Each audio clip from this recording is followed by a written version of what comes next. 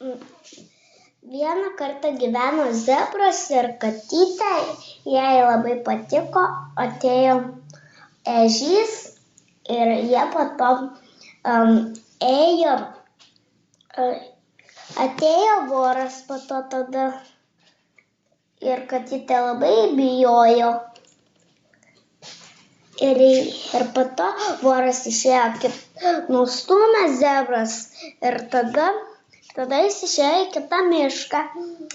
Ir tada ežys į namą eglę nuėjo su zebru ir su ežį. Ir valgė,